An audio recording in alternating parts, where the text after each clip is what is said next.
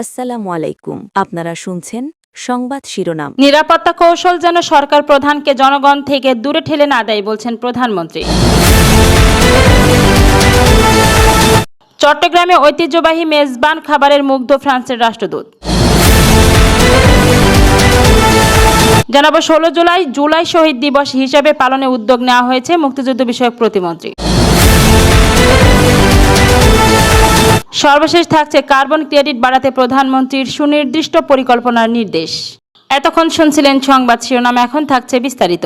নিরাপত্তা কৌশল যেন সরকার প্রধানকে জনগণ থেকে দূরে ঠেলে না দেয় বলছেন প্রধানমন্ত্রী। নিরাপত্তা কৌশল এমনভাবে বিন্যস্ত করা প্রয়োজন যাতে তা সরকার প্রধানকে জনগণ থেকে দূরে ঠেলে না দেয়, এমন নির্দেশ দিয়েছেন প্রধানমন্ত্রী তারেক রহমান। তিনি বলেন, নিরাপত্তা কৌশল এমনভাবে বিন্যাস করা জরুরি জনগণ যাতে নিজেদেরকে সরকার প্রধান থেকে বিচ্ছিন্ন মনে না করেন। একটি গণতান্ত্রিক সরকারের প্রধান হিসেবে আমি জনগণের বিশ্বাস এবং ভালোবাসার উপরে আমার আস্থা এবং নির্ভরতা বজায় রাখতে চাই। সুতরাং নিরাপত্তা কৌশল যাতে সরকার প্রধান থেকে জনগণ থেকে দূরে ঠেলে না দেয় সেদিকে বিশেষভাবে লক্ষ্য রাখার জন্য আপনাদের প্রতি বিশেষভাবে আহ্বান জানাই। রোববার 5 জুলাই ঢাকা সেনানিবাসে প্রেসিডেন্ট গার্ড রেজিমেন্টে 51তম প্রতিষ্ঠাবার্ষিকীর অনুষ্ঠানে প্রধান অতিথির বক্তব্যে প্রধানমন্ত্রী এসব কথা বলেন। অনুষ্ঠানে যোগ দিয়ে প্রধানমন্ত্রী কেক কেটে প্রতিষ্ঠাবার্ষিকী উদ্বোধন করেন এবং পিজিআর সদর দপ্তরের একটি স্মারক বৃক্ষ রোপণ করেন।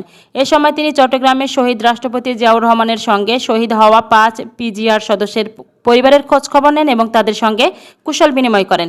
সশস্ত্র বাহিনীকে দেশ ও জনগণের সাহস ও গৌরবের প্রতীক হিসেবে উল্লেখ করে সরকার প্রধান বলেন, 1971 সালের মুক্তিযুদ্ধে সশস্ত্র বাহিনীর গুরুত্বপূর্ণ ভূমিকা এদেশের মানুষের সঙ্গে তাদের অঙ্গাঙ্গিভাবে জড়িয়ে রেখেছে।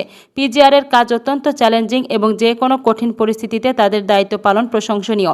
ভবিষ্যৎ চ্যালেঞ্জ মোকাবেলায় বাহিনীর আধুনিকায়নের উপর জোর দিয়ে তারেক রহমান বলেন, সাইবার যুদ্ধ সহ বহুমাত্রিক চ্যালেঞ্জ মোকাবেলায় সশস্ত্র বাহিনীকে আরও আধুনিক এবং প্রশিক্ষিত হওয়া জরুরি। এই লক্ষ্যে সরকার সশস্ত্র বাহিনীকে আরও আধুনিকায়নের উদ্যোগ নিয়েছে। তবে আধুনিক নিরাপত্তা কৌশল ও প্রযুক্তিগত দক্ষতার পাশাপাশি সাহস, সততা ও বিশ্বস্ততা অপরিহার্য। প্রধানমন্ত্রী দৃঢ়তার সঙ্গে বলেন, সশস্ত্র বাহিনী যদি দেশপ্রেমে উদ্বুদ্ধ হয়ে কঠোর নিয়মানুবর্তিতা অনুসরণ করে এবং পেশাদারিত্ব বজায় রাখে তাহলে দেশের স্বাধীনতা ও সার্বভৌমত্ব কখনো হুমকির মুখে পড়বে না। জানাবো চট্টগ্রামে ঐতিহ্যবাহী মেজবান খাবারে মুগ্ধ ফ্রান্সের রাষ্ট্রদূত। ঢাকায় নিযুক্ত ফ্রান্সের রাষ্ট্রদূত জ-মার্ক শেরে শার্লে চট্টগ্রাম সফরকালে নগরীর সমৃদ্ধ রন্ধনশৈলী ও ঐতিহ্যবাহী খাবারের স্বাদ গ্রহণ করে মুগ্ধতা প্রকাশ করেছেন।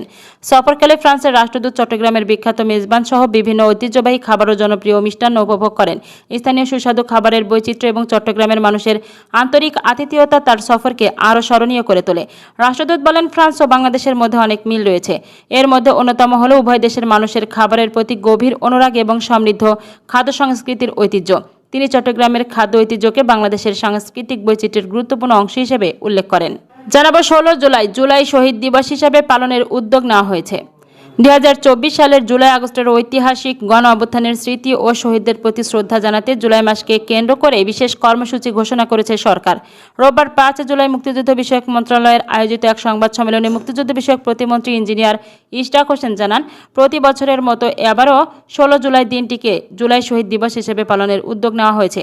প্রতিমন্ত্রী জানান, ওই দিন সংগঠিত দুটি আলোচিত হত্যাকাণ্ডের পর আন্দোলনের প্রভাব দেশব্যাপী ছড়িয়ে পড়ে এবং আন্তর্জাতিক অঙ্গনেও এটি ব্যাপক গুরুত্ব পায়, যা মূলত গণ অভ্যুত্থানকে ত্বরান্বিত করেছিল। এই দিনটিকে স্মরণীয় করে রাখতে রংপুরের বেগম রোকেয়া বিশ্ববিদ্যালয়ে শহীদ আবু সাঈদের স্মরণে একটি স্মৃতিস্তম্ভের ভিত্তিপ্রস্তর স্থাপন করা হবে, যেখানে উপস্থিত থাকবেন মুক্তিযুদ্ধ বিষয়ক মন্ত্রী আহমেদ আজম খান। একই দিনে কক্সবাজারের পেকুয়ায় শহীদ ওয়াসিম আকরামের স্মরণে অন্য একটি স্মৃতিস্তম্ভের ভিত্তিপ্রস্তর স্থাপনা করবেন প্রতিমন্ত্রী ইশরাক হোসেন। সরকারের পক্ষ থেকে জানানো হয়, আগামী 5 আগস্ট জুলাই গণ অভ্যুত্থান দিবস 2026 পালনের মাধ্যমে মূল আনুষ্ঠানিকতা শুরু হবে। রাজধানী ঢাকার চীন মৈত্রী সম্মেলন কেন্দ্রে আয়োজিত এই অনুষ্ঠানে প্রধান অতিথি হিসেবে উপস্থিত থাকবেন প্রধানমন্ত্রী।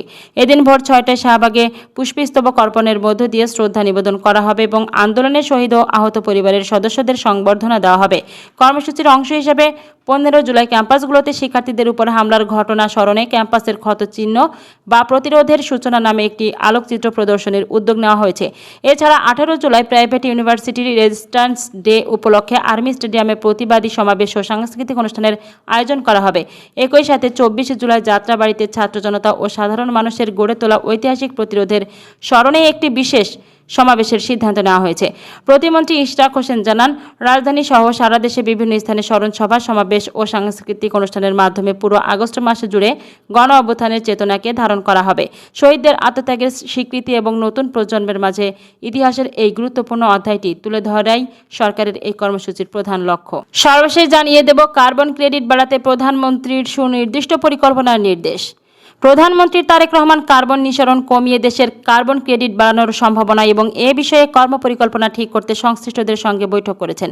রোববার ৫ জুলাই বাংলাদেশ সচিবালয়ে মন্ত্রিপরিষদ বিভাগে প্রধানমন্ত্রীর কার্যালয়ে অনুষ্ঠিত জলবায়ু পরিবর্তন বিষয়ক বৈঠকে এ বিষয়ে প্রয়োজনীয় নির্দেশনা দেন প্রধানমন্ত্রী। প্রধানমন্ত্রীর উপপ্রেস সচিব হাসান শিপলু এ কথা জানান। সভায় প্রধানমন্ত্রীর নবায়নযোগ্য জ্বালানির ব্যবহার বৃদ্ধি, শিল্প খাতে পরিবেশ বান্ধব প্রযুক্তির প্রয়োগ, জ্বালানি দক্ষতা উন্নয়ন, বন সংরক্ষণ এবং ব্যাপক বৃক্ষরোপণের মাধ্যমে কার্বন শোষণ বাড়ানোর বিষয়ে গুরুত্বারোপ করেন। এর পাশাপাশি তিনি আন্তর্জাতিক কার্বন বাজারে বাংলাদেশের সম্ভাবনা কাজে লাগাতে বাস্তবসম্মত পরিকল্পনা গ্রহণেরও নির্দেশ দেন। এ সময় তারেক রহমান কার্বন ক্রেডিট ব্যবস্থাপনায় স্বচ্ছতা নিশ্চিত, নির্ভরযোগ্য তথ্যভাণ্ডার গড়ে তোলা এবং আন্তর্জাতিক সংস্থাগুলোর সঙ্গে সমন্বয় বাড়ানোর কথাও বলেন। প্রধানমন্ত্রী কার্বন ক্রেডিট অর্জনের লক্ষ্যে সংশ্লিষ্ট মন্ত্রণালয় ও সংস্থাগুলোর মধ্যে সমন্বয় জোরদার করতে একটি কমিটি গঠনের নির্দেশ দেন। সভায় উপস্থিত মন্ত্রী ও ঊর্ধ্বতন কর্মকর্তারা জানান, কার্বন নিঃসরণ কমাতে কার্যকর পদক্ষেপ বাস্তবায়ন করা গেলে আন্তর্জাতিক মানদণ্ড অনুযায়ী কার্বন ক্রেডিট অর্জনের সুযোগ বাড়বে। উল্লেখ্য, কার্বন ক্রেডিট হল পরিবেশ সুরক্ষার একটি আন্তর্জাতিক আর্থিক ব্যবস্থা। বায়ুমণ্ডলে 1 মেট্রিক টন কার্বন ডাইঅক্সাইড বা সমপরিমাণ গ্রিনহাউস গ্যাসের নিঃসরণ কমানো বা অপসারণের বিপরীতে একটি কার্বন ক্রেডিট দেওয়া হয়। অন্যদিকে কার্বন ট্রেডিং হল গ্রিনহাউস গ্যাসের নিঃসরণ নিয়ন্ত্রণে একটি বাজারভিত্তিক ব্যবস্থা।